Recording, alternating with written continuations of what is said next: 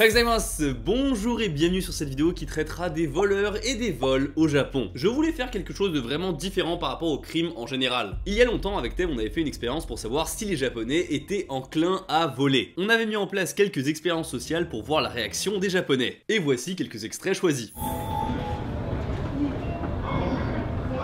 Qu'est-ce qui vient de se passer? Bah quand même, la dame m'a gentiment dit que en fait, ma poche était ouverte et qu'on voyait de l'argent, donc du coup elle me l'a même fermé pour moi en fait.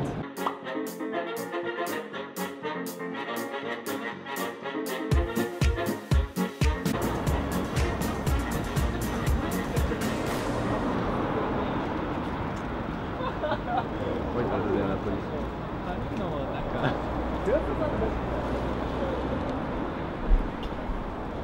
Un portefeuille dans un sac ouvert, un smartphone un peu abandonné, et enfin un portefeuille abandonné. Tous complètement safe, intacts ou ramenés à la police. On pourrait croire alors qu'au Japon les vols c'est quelque chose de très anecdotique et qui n'existe même pas peut-être. Eh bien écoutez, c'est ce qu'on va voir ensemble en s'engouffrant sur les problèmes de société et les thèmes sombres du Japon.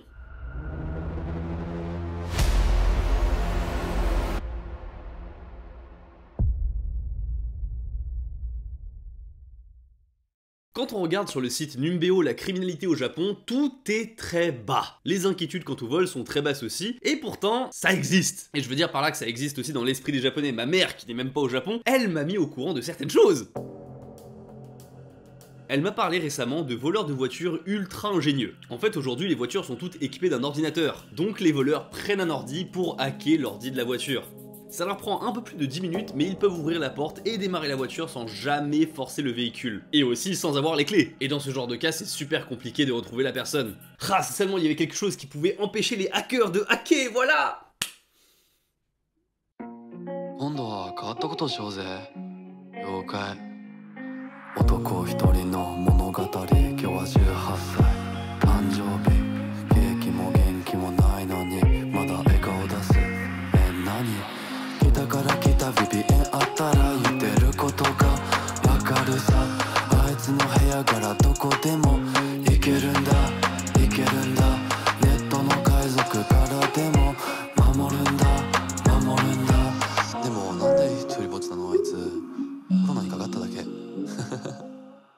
Est-ce que vous connaissez la chronologie des médias? Eh bien c'est le fait que quand certains films sortent en France, tu dois attendre quelques mois avant qu'ils sortent en VOD. Et ces quelques mois, ça fait que le catalogue français sur les plateformes comme Disney+, eh bien il est moins bien garni que celui aux US. Je pense tout particulièrement aux films Marvel sur Disney+, avec les Éternels ou Shang-Chi en ce moment. Par exemple, au Japon, tu peux voir les films Marvel récents. En France, c'est mort.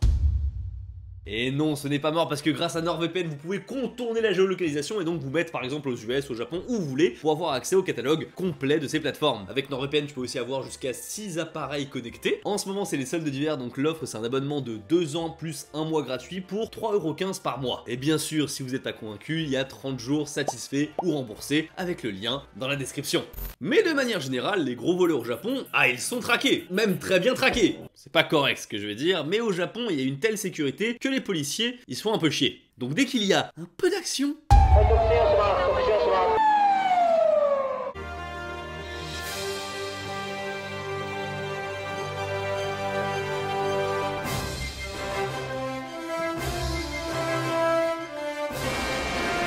le 8 avril 2018, un prisonnier du nom de Tatsuma Hirao s'est échappé de sa prison. Et le Japon, il a pas du tout rigolé avec son évasion. Ils ont mis en place 6600 policiers pour le retrouver. Et à la base, c'était pas un grand criminel ou quoi que ce soit, il avait commis juste un vol. En plus, tout se passe sur une petite île et il y a énormément de maisons abandonnées là-bas, donc ça a été assez galère pour la police, mais ils ont fini par le retrouver. Attendez, c'est pas fini, j'ai d'autres exemples. 20 voitures de police et un hélico pour un vol à l'étalage de cosmétiques.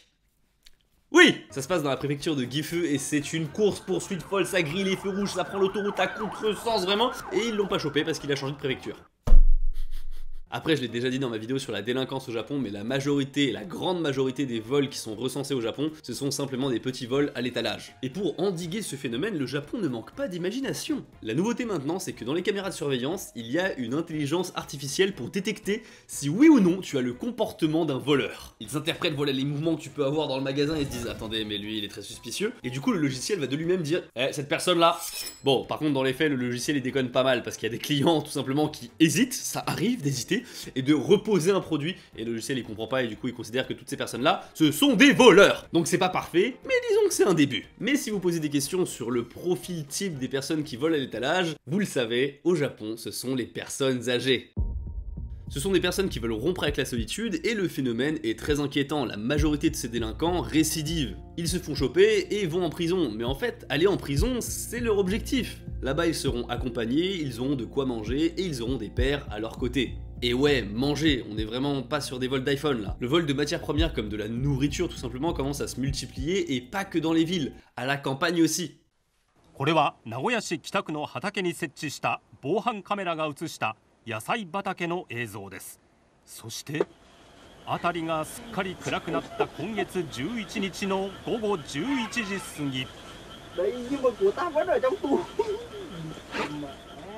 聞こえてきたのは外国語を話す男女の声。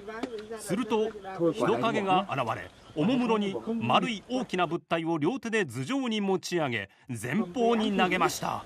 Sur ces images, on voit que cette pauvre personne est victime d'un vol de pastèques. On lui aurait volé 10 pastèques, soit 15 kilos de marchandises. Et le pauvre monsieur Motomori, c'est même pas un pro, il fait ça pour le plaisir, en fait, il cultive ses pastèques pour le plaisir. Je vous jure, j'ai regardé la vidéo en entier, ça m'attriste de fou qu'on lui ait volé ses pastèques, c'est horrible. Avec une moyenne de 35 € pour le prix d'une pastèque au Japon, le butin est estimé à 350 €, donc c'est même pas tellement pour l'argent, c'est juste le plaisir d'avoir cultivé ses pastèques durant toute l'année et de pouvoir les manger. En tout cas, monsieur Motomori, ce n'est pas un cas isolé parce qu'il y a de plus en plus de vols de fruits et légumes qui sont recensés. Là par exemple, c'est 2 radis et 10 choux qui ont été volés, et cette fois-ci, ils vont le choper le voleur. Pris en flagrant délit avec une caméra. Le propriétaire du champ et le voleur commencent à discuter et tout ça c'est filmé.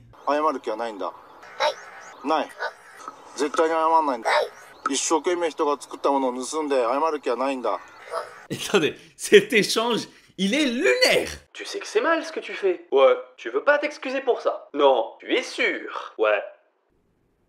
Mais arrête-le, je veux dire, mets-lui un coup dans les jambes, là, mets-le à terre, et je sais pas, appelle la police, fais quelque chose. La police arrive quand même. Et là, vous allez voir le Japon dans toute sa splendeur. Non mais je déconne pas, hein, le policier lui dit vraiment « excuse-toi auprès du monsieur ». Et le voleur finit par s'excuser. En fait, c'est parce que le voleur et le propriétaire en fait se connaissaient, et le propriétaire, bah, du coup, il a été choqué de voir que c'était une des personnes qu'il connaissait qui lui volait tout simplement ses légumes. Mais ils ont préféré en rester là. En revanche, en termes d'originalité pour les vols au Japon, on peut faire mieux. J'ai une pote française au Japon, elle venait d'emménager dans son nouvel appartement à Tokyo. Elle a la vingtaine, elle se débrouille très bien en japonais, elle gère. Avant de partir au travail, elle fait une machine, elle étend son linge sur le balcon et elle part. Tout va bien, elle rentre le soir, elle décroche son linge et là, elle remarque qu'il manque quelques affaires. Elle regarde par terre, au-delà du balcon, elle trouve rien. Mais elle se dit que c'est peut-être le vent qui a emporté ses affaires, elle s'alarme pas. Quelques jours plus tard, il se produit exactement la même chose. C'est bien un type de vêtement qui disparaît à chaque fois, il s'agit des sous-vêtements. Les voleurs de sous-vêtements.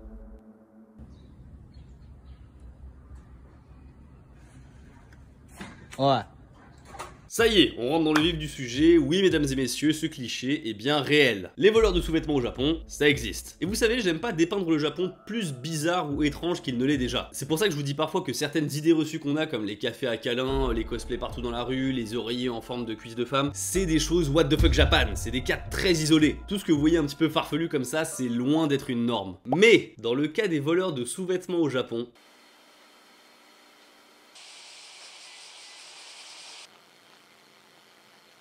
c'est répandu. Il y a bien plus d'un japonais qui fait ça. Selon une étude, c'est 16% des femmes au Japon qui ont déjà été victimes de vols de sous-vêtements. C'est juste énorme en fait, ça fait une femme sur 6 au Japon et c'est l'équivalent, on va dire, en prenant juste les personnes actives, de 7 millions de personnes. Les responsables de ces vols sont à 99,9% des hommes, ce n'est pas une vraie stat, mais bon, je pense qu'on n'est pas loin de la réalité. Et les voleurs ont tout âge, il y en a qui sont même mineurs et d'autres sont des personnes très âgées. Là où ça se passe le plus souvent, c'est dans les laveries, mais aussi sur les balcons où les Japonais et surtout les Japonaises ont l'habitude d'étendre leur linge. Et attention, ça peut très bien se passer sur le balcon d'un rez-de-chaussée, comme sur le balcon du 7ème étage, c'est pas un problème. Les balcons au rez-de-chaussée sont plus vulnérables, mais si le voleur vit dans l'immeuble, il n'hésite pas à escalader les étages pour obtenir leur butin. Et ça même s'il y a 20 mètres de vide sous leurs pieds. Il y a aussi des cas avec des voleurs plus téméraires qui n'hésitent pas à aller chercher les sous-vêtements directement sur la personne. C'était en 2012, il y a un homme qui a attaqué des lycéennes de 16 ans en la plaquant au sol. Il a voulu au fait lui retirer tous ses sous-vêtements, mais il a pas eu le temps, et il a réussi à récupérer ses collants et sa chaussette, mais il a fait tomber les collants sur le chemin, et du coup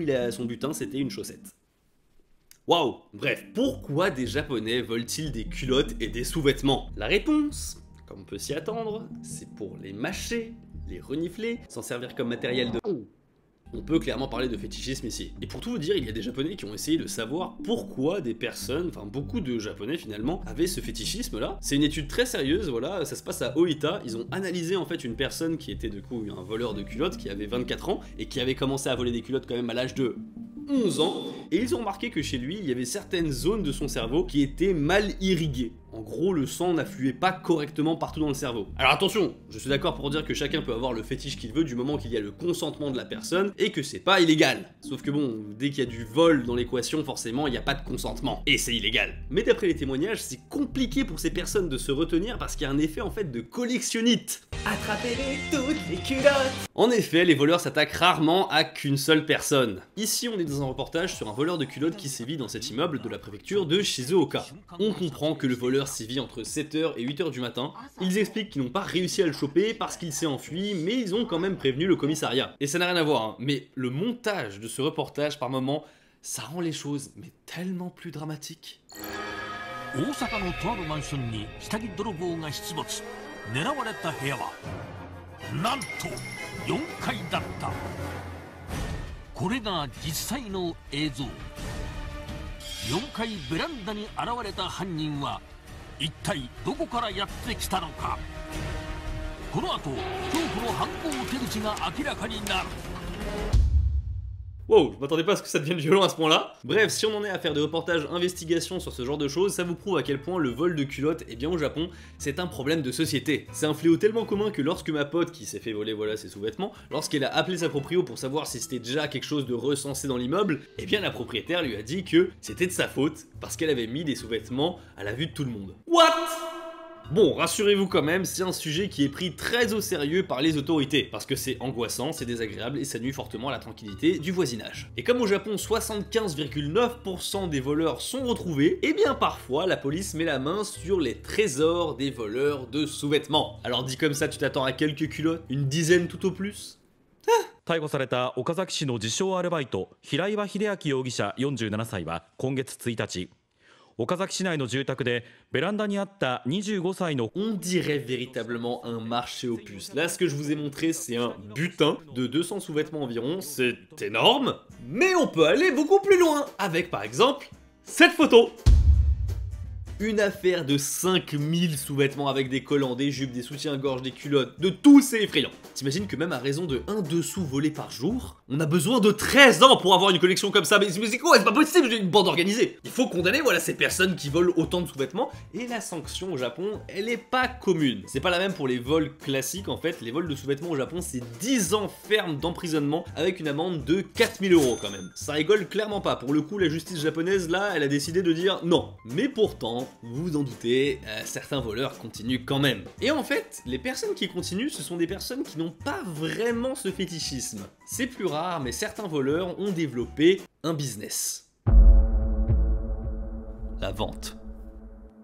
Là, on rentre dans des bails très sombres du Japon, mais disons que des revendeurs de lingerie, eh bien, ça existe. Effectivement, voler pour vendre. Alors là, on est plus sur un coin what the fuck Japan, je l'avoue. Ceci n'est pas une norme, mais ça existe quand même. Avant de parler de distributeurs automatiques de culottes usagées avec les gachapons ou même des sex shops du coin un peu creepy. Mais maintenant ça, c'est fini, comme pour tout le reste, tout se passe sur internet. Et t'as pas besoin d'aller sur des applis creepy ou alors des sites malveillants. Les revendeurs et les revendeuses font ça sur des plateformes totalement normales. Comme par exemple sur Yahoo Auction Japan, ce qui est l'équivalent du Vinted on va dire chez nous. C'est un site qui propose des produits de seconde main.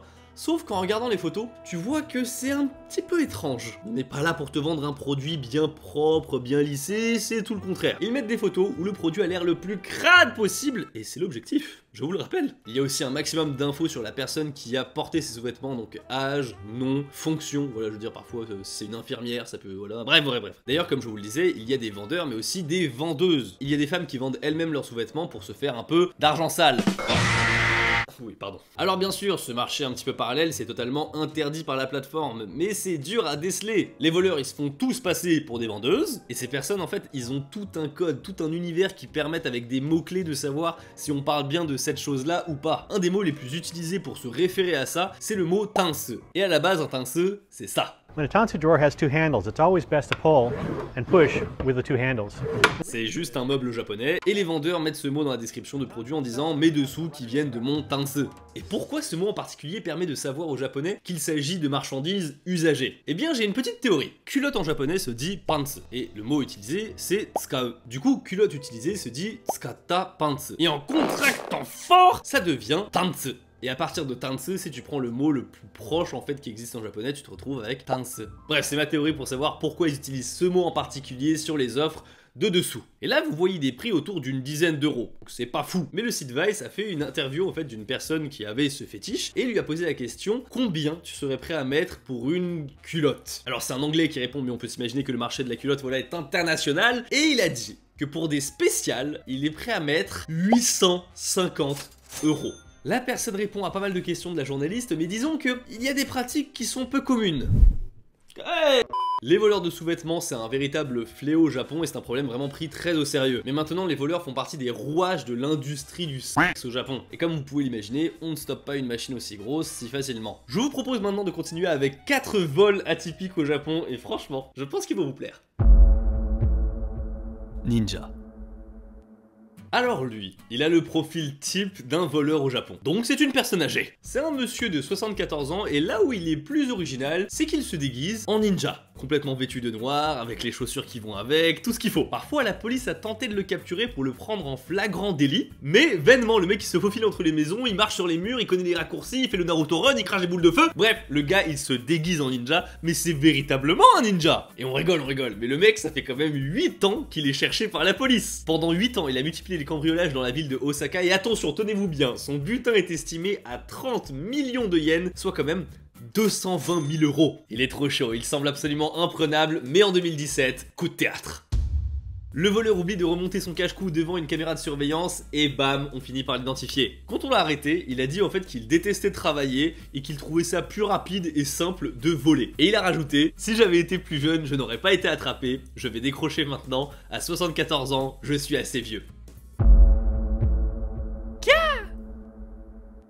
Alors lui, j'étais obligé d'en parler, il s'agit de Tetsuya Fujisawa, un voleur professionnel. Le fait de connaître l'identité d'un voleur, c'est déjà assez étrange, mais ce gars il fait carrément des plateaux télé et des interviews. Et attention, il est pas connu pour être doué dans ce qu'il fait, pas du tout. Il est connu pour ses déguisements. Et cette fois on sera pas sur une tenue discrète, mais plutôt tout le contraire. Un homme se balade dans la rue et repère un individu étrange. Tetsuya est déguisé en bunny girl et il est en train de fouiller dans la boîte aux lettres d'une maison. L'homme en lapin s'enfuit sans rien voler. L'homme décide d'appeler la police et Tetsuya se fait arrêter. Parce qu'en fait, il est connu des services de police. 7 ans avant ça, Tetsuya s'était déguisé en Spider-Man pour s'introduire dans une maison. Mais après, je vous dire, il est pas bien dangereux. Le mec, il avait volé quelque chose comme 135 euros. Et quand on l'interroge sur ses motivations, il dit ceci. Lorsque je m'habille comme ça me donne envie d'entrer chez les gens et de voler des choses. Donc voilà, c'est un petit peu le clown du vol au Japon. Et d'ailleurs, il a une nouvelle tenue, Evangelion. Voilà, on attend son prochain crime, écoutez, hein. Mais c'est du vol! Il y a une forme de vol au Japon qui est totalement légale.